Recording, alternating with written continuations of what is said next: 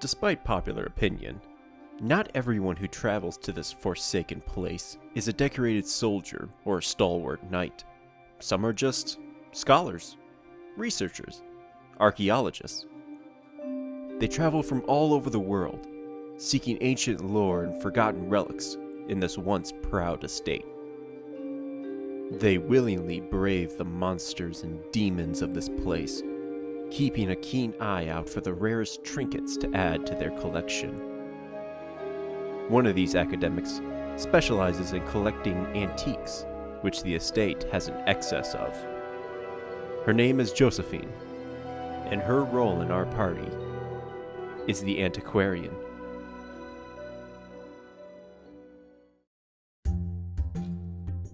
Josephine's early life is largely unknown. Based on her attire and certain dialogue, we can assume that she originates from the East, but she has traveled from all over the world, trading and bartering in relics and trinkets for profit. She is more than just a simple merchant. The items she deals with possess supernatural qualities, and she would keep the best ones for herself, to study and research, learning the full extent of their power. Her research in the occult and mystic items would lead her to the sorcerer, who would take her in as his disciple.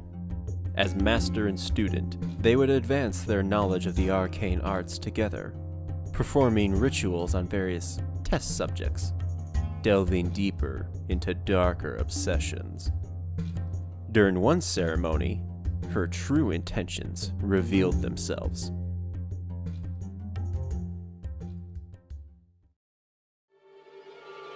As the sorcerer prepared to sacrifice a young woman, Josephine decided that the time was right. Perhaps it was a spur-of-the-moment decision, or maybe she had planned this from the very moment she met the sorcerer. But she stabbed him in the back, cutting him down and sealing him in his own censer. But Josephine wasn't done yet. She still had the young woman to deal with.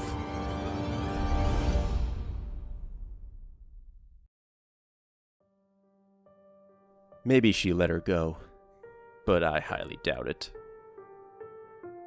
As for why she betrayed the sorcerer, perhaps she had learned all she needed from him, and he was no longer useful. Maybe she wanted to seize his power, killing the master and finishing the ritual herself. But what we do know is that the soul of her former master is still trapped in the censer, since one of her Crimson Court trinkets is labeled as the master's essence, and he still has some influence in the world. Josephine will occasionally comment on how he is whispering to her, influencing the world around her, and is trying to escape his prison. The censer produces various vapors to aid her and her companions in combat, producing fortifying or invigorating vapors. She could also produce festering vapors to poison her enemies. She keeps a handful of flash powder to blind her opponents and reveal their location.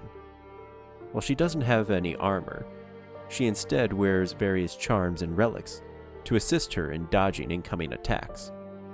She will even duck and drop to the back rows to have one of her companions protect her.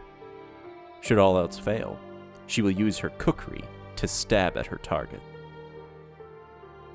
However, her best skill is the effect that she has on the loot, being able to increase how much gold the party is able to carry, and with her keen eyes, she is able to find valuable antiques a typical expedition would overlook, making her an invaluable member of our party.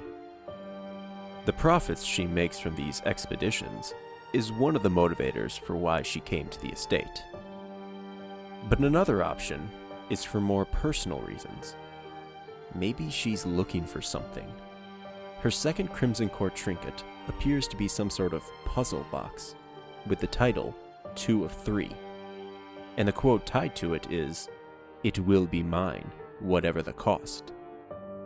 Perhaps completing the ceremony opened one of these locks, and she is searching for something to open the last one.